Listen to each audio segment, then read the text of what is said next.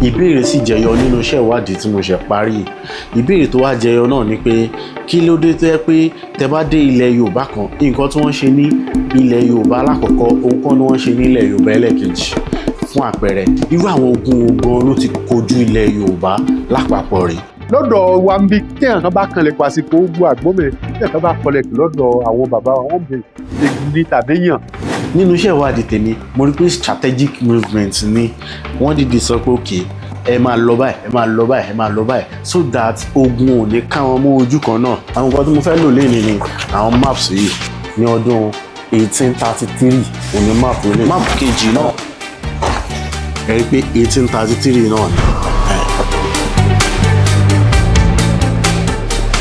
Ẹ káàbọ̀ sórí ìkànnì orúkọ tèmi àmọ́ jẹ́ Bunmi Adetona tó bá yẹ pé ìgbà àkọ́kọ́ yín lélẹ̀ Yorùbá pọ́nbélé ni wá a máa ń rán wa létí ibi tá a ti ń bọ̀ ibi tá a dé àti ibi tá a ń lọ gẹ́gẹ́ bí olówó Yorùbá kí ìtàn àṣà àti ìṣe pẹ̀lú èdè Yorùbá kó má bàa parun la fi dá ìkànnì sílẹ̀ àsìpè ní Bunmi Adetona tó wá yẹ pé ìgbà àkọ́kọ́ yín lélẹ̀ gẹ́gẹ́ mo sọ ní ìbẹ̀rẹ̀ fídíò yìí mo kọ́kọ́ fẹ́ kẹ́ bá mi kọ́kọ́ láìkì fídíò yìí ẹ jọ̀ọ́ mo bẹ̀ yín tẹ́ bá ti láìkì ẹ̀ á jẹ́ ká lè máa gòkè àgbà sí tó bá dẹ̀ pé fẹ́ dislike ẹ̀ náà ni fine ẹ ṣáà make sure pé ẹ bá mi engage sórí fídíò yìí. Lónìí ibi tá à ń lọ kò jìnnà ṣùgbọ́n ibi tá a máa yà ó pọ̀ lọ́pọ̀lọpọ̀ mo rí pé ní òde òní yìí a gbóríyìn fáwọn tó yẹ ká gbóríyìn fún mọ́ òun ló fà á tí gbogbo ẹ̀ ló fi dá pé kò sí plan kò sí nǹkan kan torí nínú iṣẹ́ ìwádìí tí mo ṣe ní kòpẹ́kòpẹ́ mo rí pé àwọn baba ńlá baba wa ọlọ́pọlọ pípé ni wọ́n. Ìbéèrè sì jẹyọ nínú iṣẹ́ ìwádìí tí mo ṣe parí.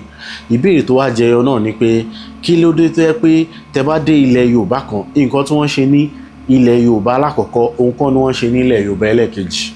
Fún àpẹẹrẹ tẹ bá dé Ilé-Ifẹ̀ ẹ máa rí pé bronze casting ni wọ́n mọ̀ wọ́n fún. Tẹ bá dọ̀yọ̀ igbá fífín tẹ bá dé Òkè Ògùn ẹ máa mọ̀ pé òfì ni wọ́n mọ̀ wọ́n fún. Bẹ́ẹ̀ dé Abẹ́òkúta àti Òṣogbo àròrí rẹ̀ ni wọ́n mọ̀ wọ́n fún àti bẹ́ẹ̀ bẹ́ẹ̀ àti bẹ́ẹ̀ bẹ́ẹ̀ lọ ní gbogbo ilẹ̀ Yorùbá ṣe rí. Ẹ jẹ́ ká kọ́kọ́ gbé yẹn sẹ́gbẹ́ kan tá bá tún wo àwọn ìdílé tó jẹ́ ìdílé jagunjagun ní ilẹ̀ Yorùbá ẹ máa rí bí Oníkòyí ẹ máa rí pé gbogbo almost gbogbo ilẹ̀ Yorùbá lẹ ti máa rí Oníkòyí kì í ṣe migration kò ń ṣe ordinary migration ló jẹ́ kí wọ́n kọ̀ lọ sí gbogbo àwọn ibi tó lọ yẹn. Nínú iṣẹ́ ìwádìí tèmi mo rí pé strategic movement ni wọ́n dìde sọ pé okay ẹ máa lọ báyìí ẹ máa lọ báyìí ẹ máa lọ báyìí so that ogun ò ní ká wọn mọ́ ojú kan náà. Nǹkan tí iṣẹ́ ìwádìí mi sọ náà ni mo wá lé àwọn ẹ̀rí kan tí mo fẹ́ lò nínú fọ́nrán yìí àwọn ẹ̀rí náà ló sì wà lónìí kò í ṣe ìwé ni mo fẹ́ lò àwọn nǹkan tí mo fẹ́ lò lénìí ni àwọn maps yìí máàpù méjì náà ni tẹ bá sì wo àkọlé máàpù yìí ẹ máa rí pé àwọn máàpù tó ṣàlàyé nípa ogun ní tí ilẹ̀ Yorùbá ti jà rí ní ọdún 1833 òní máàpù ilé máa máa lo soft copy ẹ̀ náà mo kàn ní kí n sọ fún yín pé hard copy ẹ̀ náà wà ní ìkànnì ilé yìí. Máàpù kejì náà ẹ wo táìtù ẹ̀ náà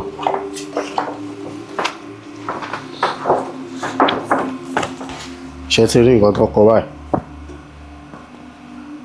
ní àsìkò owó ẹrú náà lélẹ́yìí tẹ bá dẹ̀ wo ọdún tí wọ́n tàgì máàpù yìí ṣe ti rí báyìí ẹ rí pé 1833 náà ni so àwọn máàpù méjèèjì ni màá lò ṣùgbọ́n nítorí pé ibi tí mo wà lọ́wọ́ yìí ó há soft copy ẹ̀ ni màá fi máa ṣàlàyé ẹ̀ lọ́pọ̀lọpọ̀. Tẹ bá wo máàpù alákọ̀ọ́kọ́ tí mo kọ́kọ́ fi hàn yín òun náà lẹ̀ ń wò lójúmọ́ màwòrán yìí ẹ máa rí pé ibi méjì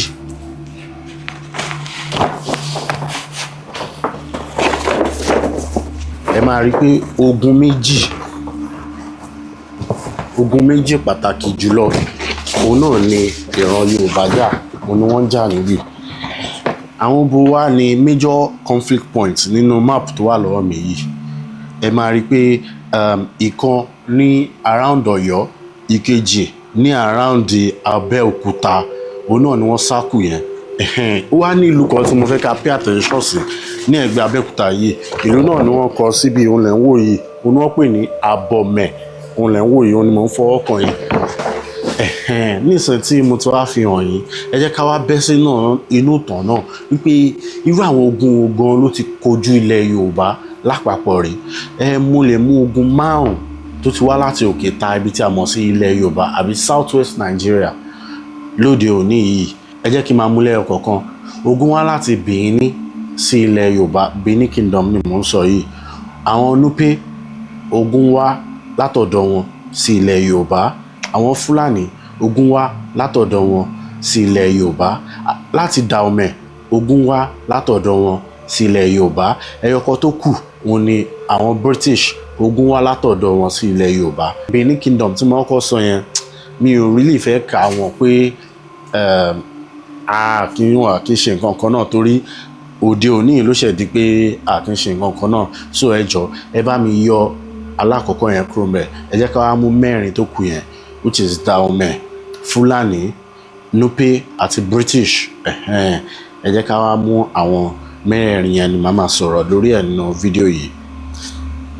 Tó máa sọ̀rọ̀ pé Nupe bá ìran Yorùbá jà, ìlú kan ṣoṣo tí mo lè sọ pé Nupe bá jà òun náà ni Ọ̀yọ́. Mo kọ́kọ́ fẹ́ ṣàlàyé àwọn tí wọ́n bá wọn jà, òun náà ni Ọ̀yọ́. Tá bá sọ̀rọ̀ pé àwọn Fulani, ìyẹn gangan ni tó dà pé ó kàn wá jù lóde òní. Àwọn wo làwọn Fulani bá jà? Ìlọrin, Ọ̀yọ́ àti Òṣogbo, ṣùgbọ́n àwọn Ìbàdàn ló jagun Òṣogbo yẹn. Nǹkan tí mo gbìyànjú àti sọ níbi ni pé ní ọdún 1840 àwọn Fulani kó ogun wọ Òṣogbo, ṣùgbọ́n àwọn ọmọ ogun Ìbàdàn àwọn ni wọ́n lọ gba Òṣogbo lẹ̀ nígbà náà. Nǹkan tí mo gbìyànjú àti sọ níbẹ̀ yẹn nìyẹn.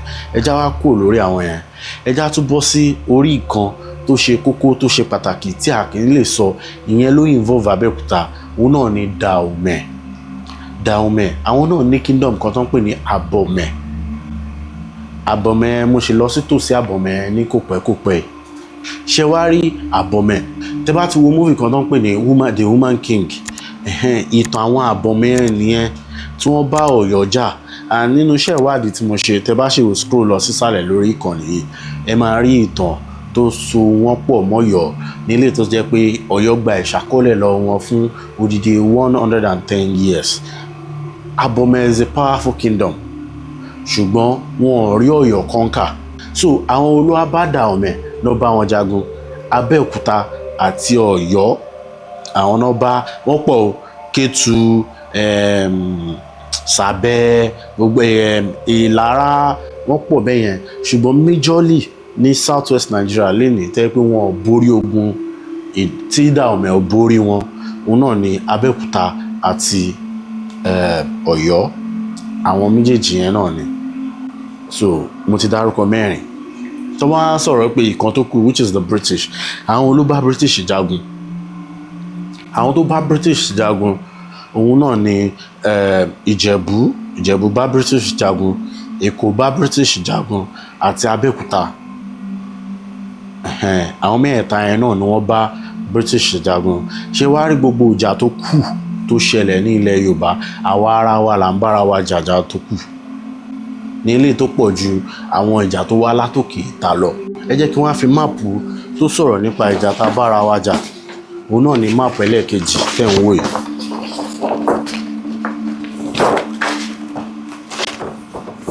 Tẹ́ bá wo àwọn nǹkan tó wà nínú máàpù yìí, tẹ́ bá wò báyìí, tẹ́ bá wò láti bí, ẹ máa rí pé wọ́n kọ ṣẹtiri báyìí.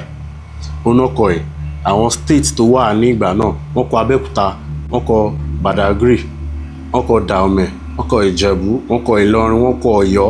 Àwọn ibi tí ìjà ti wà ní ìgbà náà lẹ̀ ń wò yìí. Ṣẹtiri wọ́n kọ conflict, wọ́n kọ no conflict. Àwọn ibi tí ò sí jà òun ni dúdú tán kọ ẹ̀. Àwọn ibi tí ìjà wà òun ni pupa tán kọ ẹ̀ ní sákò yìí. Àwọn ibi tó ti parun tán ti destroy, òun ni wọ́n ṣe ní triangle yìí. Àwọn tó wá jẹ́ style àwọn ìlú tuntun, tẹ́ bá sì wo ẹ máa rí pé conflict ló pọ̀ jù nínú map tó wà lọ́wọ́ mi. Ẹ wo soft copy ẹ̀ náà ni màá fi hàn yín, náà lẹ̀sìn wò lójú screen yìí yẹn.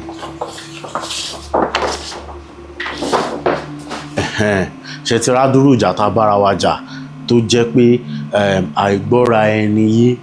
Eléyìí ló wá mú mi tún tẹ̀síwájú nínú iṣẹ́ ìwádìí mi wípé kí ni àwọn takeaways tó wà nínú ìjà yẹn. mo rí pé torí pé à ń bu ẹnu àtẹ́lura wa àwọn àfẹ́ràn ara wa mọ́ rárá kò jẹ́ ká wò pé báwo lè ṣe àṣeyọrí lórí àwọn nǹkan tó ṣe ní ìgbà náà. Fún àpẹẹrẹ ẹ jẹ́ ká wò pé Abẹ́òkúta bá àwọn British jà, kí ni ìjà náà wà nítorí Abẹ́òkúta ó sì borí àwọn British. Ó nìkan la lè sọ pé ó gba òmìnira lọ́wọ́ àwọn British single-handedly. Kò dẹ̀ ń ṣe pé owó àwọn British nìkan ló ti gba òmìnira, ó tún gba òmìnira ara rẹ̀ kúrò lọ abẹ́ Ọ̀yọ́, which is Ọ̀yọ́ Empire. So lóde òní èmi believe pé àwọn nǹkan tó yẹ ká máa study nìyẹn, ipe torí tá bá study ẹ̀ dáadáa ipe báwo l'Abẹ́òkúta ṣe gba òmìnira kúrò lọ́wọ́ àwọn méjèèjì yìí tó fi dá wà kó tó di pé wọ́n wá tú lọ ẹ̀ sínú Nàìjíríà again. Á jẹ́ ká mọ bí a ti ṣe lè gba òmìnira kúrò lábẹ́ orílẹ̀-èdè Nàìjíríà lóde òní, torí pé kí ni ìtàn rẹ̀ wà kó ti ṣẹlẹ̀ rí. Ìmọ̀ bóyá nǹkan tí mo sọ yẹn yé yín dáadáa. Ní eléyìí tí mo rò pé àwa ọmọdé òní yìí wọn mọ̀ pé irú àwọn nǹkan báyìí ṣẹlẹ̀, wọn mọ̀ rárá, and I think we are not doing enough. So ìdí nìyí tí mo fò pé kí n kàn wá bá wa kájọ fọ̀rọ̀ jomitoro ọ̀rọ̀ lórí àwọn nǹkan tí à ń sọ yìí. Tẹ́ bá tún wá wò dáadáa, tí má tún wá tẹ̀síwájú nínú iṣẹ́ ìwádìí mi again, tí mo tún tẹ̀síwájú, ó tún jẹ́ kí n mọ̀ pé gbogbo ọ̀pọ̀lọpọ̀ àwọn ọjà tí abára wa jà yẹn calculated ìjà ni. And there is one thing tí mo rí mi tí mo ní mi ní lòwe, mo fẹ́ padà lòwe.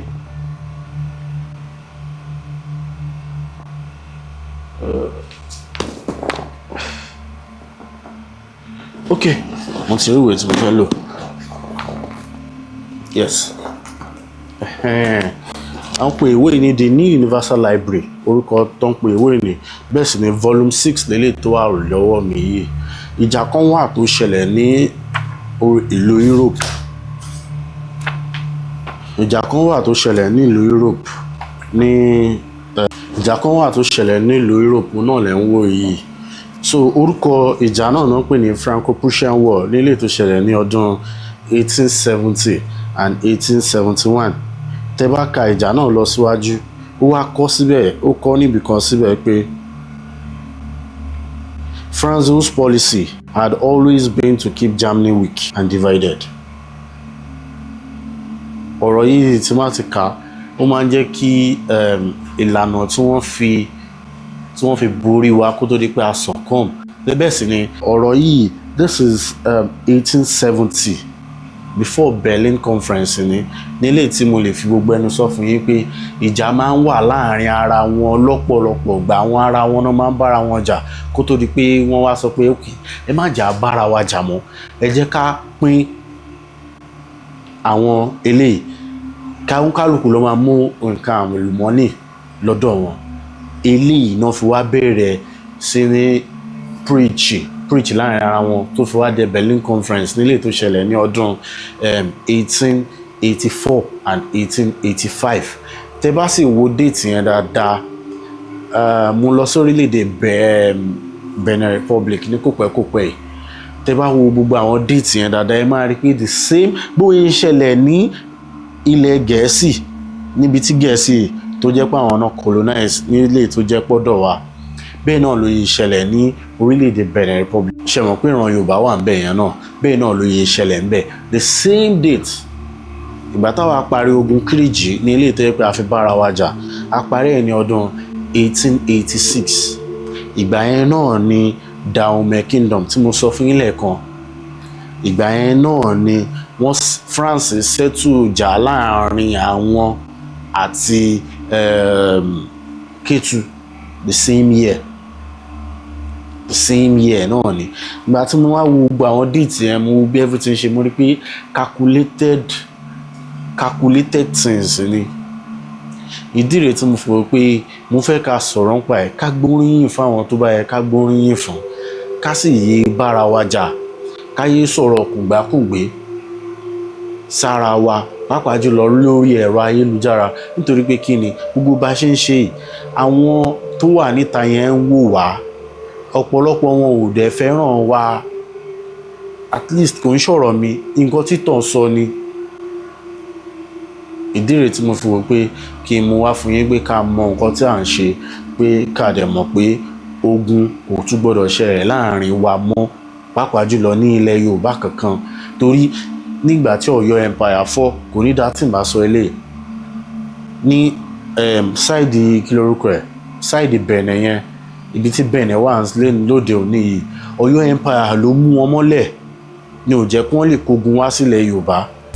tó fi á di àsìkò, ó fi á di ìgbà ọba Dahomey kan wà tá à ń pè ní àgájà yẹn ló wá ní rárá o, ibi tó dé yìí kó máa pàdánù gbogbo àwọn ọmọ tòun, ìbádá káwọn kíwọ́ ọ̀tẹ̀ bọ́lẹ̀, káwọn kọwọ́ ìjà bọ́lẹ̀, káwọn gbọ́ra wọn yé pẹ̀lú Aláàfin Ọ̀yọ́, kí àlàáfíà kó lè tẹ̀wọ̀n, kó lè padà wá ní àárín Ọ̀yọ́ àti àwọn Dahomey.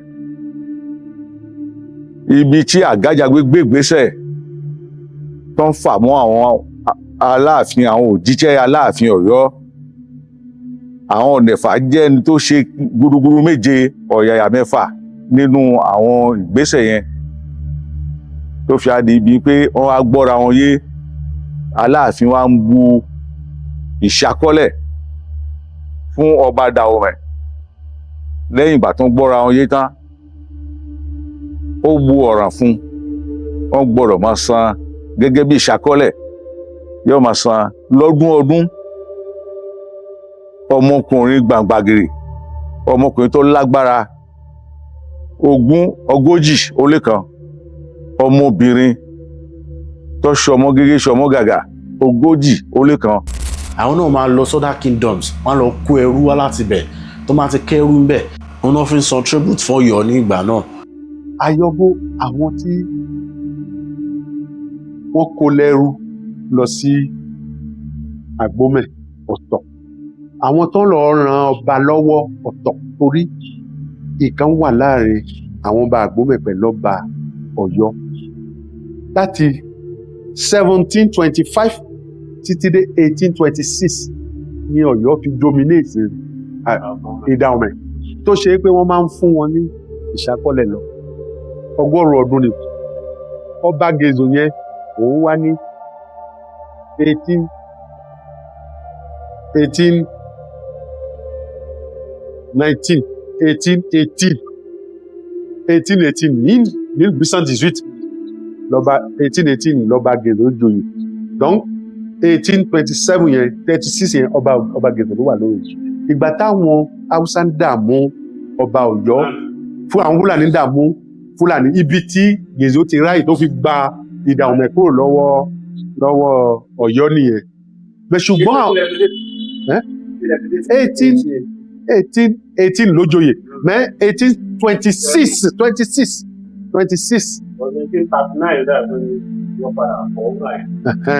mais 1826 yẹn wọ́n ti ní problem. Ọ̀yọ́ kò tún lágbára bíi tàtijọ́ mọ́. Bí tó ti ráyè, ìjọba Faransé ló help ẹ̀ pẹ̀lú àwọn bọ́ọ̀mù ló fi agbára ẹ̀ kúrò lọ́wọ́ Ọ̀yọ́. Gbogbo wọn mọ̀ lágbọ̀mẹ́, gbogbo tí mo sọ yìí wọ́n mọ̀ lágbọ̀mẹ́ nípa òótọ́. So gbogbo àwọn kíní kò ń ṣe nǹkan tí mo lè explain nínú a straight forward video, torí ẹ̀ mo kàn fún ògbó kí jẹ́ nǹkan sáré sọ bí mo bá ṣe lè sọ. I will try to, mo ṣe gbìyànjú láti kó gbogbo ẹjọ́ papọ̀ nílé tí máa ráyè ṣàlàyé ẹ̀, nílé tó máa ráyè yé wa dáadáa. Ṣùgbọ́n wọn bá tí mo ra ṣàlàyé yìí, ẹ jọ̀ọ́ ẹ bá mi gbà, and gbogbo àwọn date àti àwọn orúkọ tí mo dárúkọ yẹn, ẹ lè ṣe kíni, ẹ lè ṣe ìwádìí sí nípa rẹ̀. Á jẹ́ kí ẹ pé ìgbà tí máa fi ṣàlàyé, á jẹ́ kó lè yé wa dáadáa. Kò síbi kankan tí ìran Yorùbá ti tààràn Yorùbá, kò síbi kankan, mi ò ṣàwárí ẹ̀, kò síbi kankan tí ìran Yorùbá ti ṣe àti ti tààràn Yorùbá. Ìgbà tó di 1886 níjà ìkẹyìn láàrin Àgbómẹ̀ pẹ̀lú kí tí mo sọ lẹ́ẹ̀kan, tán kó àwọn èèyàn wa lọ sí, ọ̀pọ̀ nú àwọn èèyàn wa ló ti kó gba ìgbẹ́ tó ti lọ sékòó. Tó sá lọ sékòó. At least ní à ń sọ̀rọ̀ Box Hills mi jiyàn bóyá wọ́n lọ ta ìwọ̀fà because the word slavery is in our system mi à ní láti dọwọ́ bo nǹkan tí ò ṣe the word slavery inú system Yorùbá ló wà kò dẹ̀ sílùú kankan tí ò lo ẹrú láti fi boost economy rẹ̀ nílẹ̀ Yorùbá kò sílùú kankan tí ò lo ẹrú láti fi serve ààfin rẹ̀ kò sí ẹrú náà máa fi ń ṣe gbogbo àwọn domestic duties láàfin. ṣe ti rí. bí how many hours ló máa fi ń gbélé báyìí. How many hours wa throughout the day ni ibi tó máa ń gbé yín lọ ni. Ok tó máa ń gbé yín wá láti Ọ̀yọ́ tẹ bá dé náà ẹ sinmi ẹ jó ó dẹ̀ wà lọ́rùn yín. So for this the world is for this. ẹ wo ẹ ṣeun gidi gan mo really appreciate everything mo dúpẹ́ lọ́wọ́ yín gidi gan. ẹ káàbọ̀ ẹ̀rẹ̀ kú bẹ́ẹ̀ ṣe ń gbé àṣà àti ìṣe wa ní àrògẹ. ẹ ṣe gidi gan sir. ẹ jẹ́ kí àwọn ọmọ ọ̀sìn ó jẹ́ ká mọ̀ pé kò sí nǹkan tó ń jẹ́ ibì kan tó ń fẹ́ lọ fi ẹ́ sí tó ń fẹ́ lọ fi ẹ́ sínú náà kan tó máa fi tán fi ń kó alómi ọbẹ̀ jẹ ó ti yé yín ìlú Áfíríkà yìí ó ní bá a ṣe ń ṣe we are God Ọlọ́run ni wa àwa a máa ń dáyàn ni tẹ bá lọ kà nínú tàn kì í ṣe tẹ bá rí pé à ń ṣèyàn lásán àwọn bàbá yẹn láyé ìgbà yẹn tó bá débi etí òkun wọ́n máa gbókùn sọ̀rọ̀ ó máa lanu bẹ́ẹ̀ tí àwọn wò wọ́n máa ń pè ní devil it's not there's nothing like devil everything wà nínú wa bẹ́ẹ̀ ṣe wà sáyẹ̀nsì tí ẹ̀ ní. ẹ jẹ́ sọ bẹ́ẹ̀ ṣe wà yìí Ọlọ́run ń gbénu yín èṣù ń gbénu yín Ọlọ́run ń gbénu mi èṣù ń gbénu yín dáadáa ń gbénu yín so ìnáàlẹ́ fọ yìí láti wá èyí tó fẹ́ lò ètò bá lò wáyé lẹ́gbẹ̀ẹ́ lómi ìsìn àbúrò àwòṣe ẹ̀kọ́ ni bó ṣe gbòdò gbòǹgbò lọ́sí wá ó ti wà náà tẹ́lẹ̀ bẹ́ẹ̀ àwa ẹ jẹ́ ká jẹ́ kí rere wa ó pọ̀ ju káàkiri má ṣe búburú. ẹ wo tó bá ṣẹlẹ̀ pé ẹ ti láìkì fídíò yìí lẹ́ẹ̀kan ẹ jẹ́ bá mi láìkì fídíò yìí nìsín àsìkò tẹ̀lé láìkì ẹ̀ náà ni ẹ jẹ́ bá mi láìkì ẹ̀ so that YouTube máa lè máa promote wa lọ. Mo dúpẹ́ lọ́wọ́ yín fún gbogbo support yín gbogbo ẹ̀yin tẹ́ ń ta àtẹ̀jáde owó sí mi mo dúpẹ́ lọ́wọ́ yín ẹ̀yin tẹ́ bá sì tún fẹ́ ṣe náà tẹ́ tún fẹ́ ràn wá lọ́wọ́ pé ká lè tẹ̀síwájú nínú iṣẹ́ ìwádìí wa personal account details mi náà ló ń jáde lójú screen nìyẹn ẹ lè bá mi ṣe àtẹ̀jáde owó síbẹ̀ mo nídìí owó torí mo fẹ́ lọ sí orílẹ̀-èdè Sierra Leone and èdè tí Sierra Leone fi ṣe pàtàkì sí wa ibẹ̀ gangan ni oríṣiríṣi nǹkan ló wá láti Sierra Leone oríṣiríṣi nǹkan ló wá láti Sierra Leone so ìdí nìyẹn tí mo fi rò pé ká lọ sí Sierra Leone torí pé àwọn èèyàn wa ṣì wà ní Sierra Leone di mo yín bá yín sọ̀rọ̀ ẹ̀ tí wọ́n ṣì ń jẹ́ orúkọ wa bí Adésínà Ìyámidé tó máa yìí fẹ́ kíra wọn ní Sierra Leone ní ìsìn wa ní kúṣẹ́ tó máa fẹ́ ṣe é lọ ní Sierra Leone di mo yín bá yín sọ̀rọ̀ ẹ̀ so àwọn èèyàn wa wà bẹ́ẹ̀ ẹ jẹ́ ká lọ connect mọ́ wọn ìdí nìyẹn tó fi wò ó pé kí n lọ sí Sierra Leone ká ṣe fídíò tó máa connect wa padà ẹ wo kò ní jù báyìí lọ lónìí orúkọ tèmi á máa jẹ́ Bunmi Adetona tó bá yẹ pé ìgbà àkọ́kọ́ yín lélẹ̀ kẹ́ mú ìsọ̀lẹ̀ kan Yorùbá pọ́nbélé ni wá a máa rán wa létí ibi tá a ti ń bọ̀ ibi tá a dé àti ibi tá a ń lọ gẹ́gẹ́ bí ojúlówó Yorùbá ẹ wo fídíò mi tí mo fẹ́ kẹ́ wò ló ń jáde lójú screen nìyẹn ìtàn nípa àwọn ibi tí mo ti lọ ní Benin Republic náà ló wà ń bẹ̀ pàápàá jùlọ ìlú kan tó ń pè ní Àyọ̀gò olúwa ń bẹ ẹ wo mo sì mọ̀ pé ẹ ní regret pé o jẹ́ kó wá tó dìgbà mi ẹ má gbàgbé láti like ara yín. Ó dàbọ̀.